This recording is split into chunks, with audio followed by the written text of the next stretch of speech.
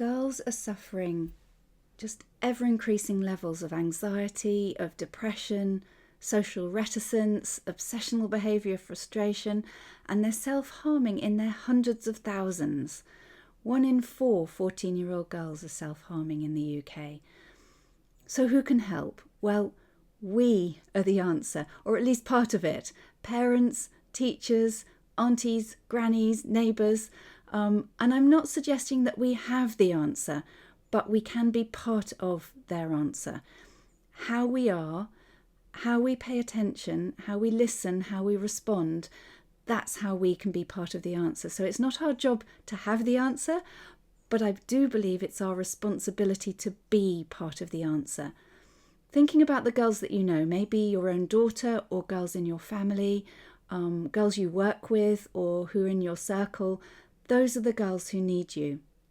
And what do they need? Well, I want to start by saying that what they don't need. They don't need you to have the answer or to try and fix it, although it's really common for adults in a child's life to wish that they could do this. That's natural.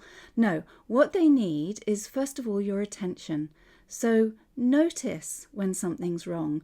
They don't always tell you with words, but their behaviour will often tell you.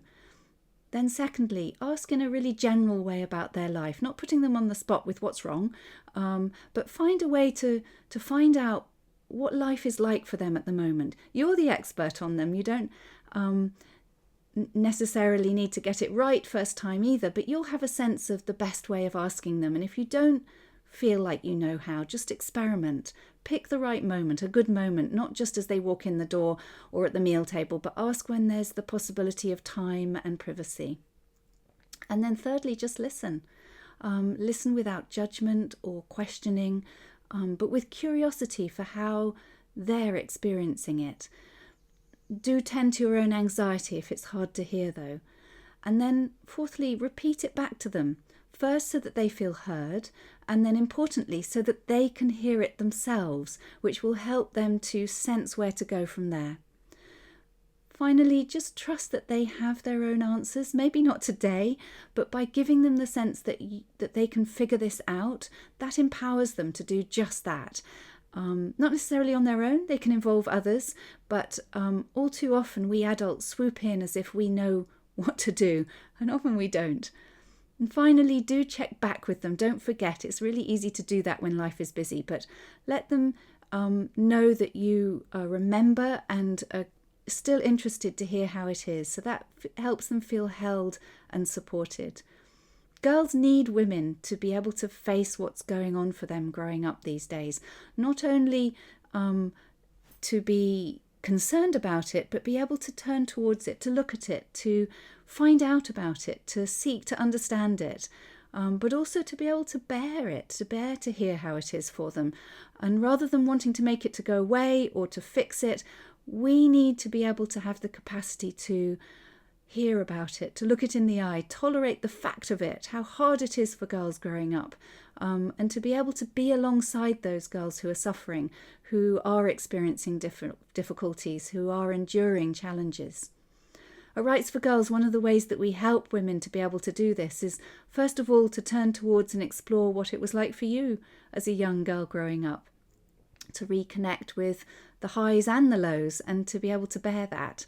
Our training also helps you to be able to heal your past struggles, because in healing it, you're therefore much better able to be there for girls today, not triggered by what's going on for them, to be there for the girls that you're living with or you're working with. And you become able to travel alongside our preteen and teen girls and resource them to become equipped to deal with life's challenges.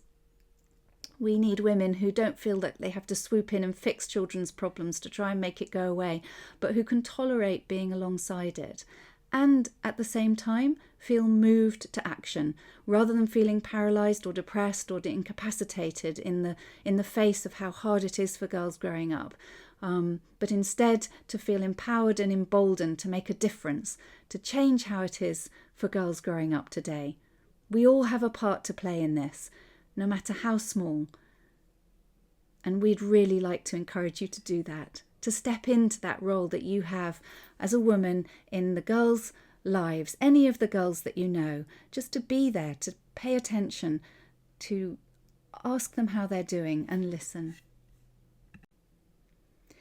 If you'd like to explore some more resources for how you might help girls overcome anxiety, then visit our website, writesforgirls.com, and scroll down on the main page and you'll see a free video, The Secret of Calming Your Child's Anxiety. Talks you through in about 10 minutes what you can do to help a child who is really struggling.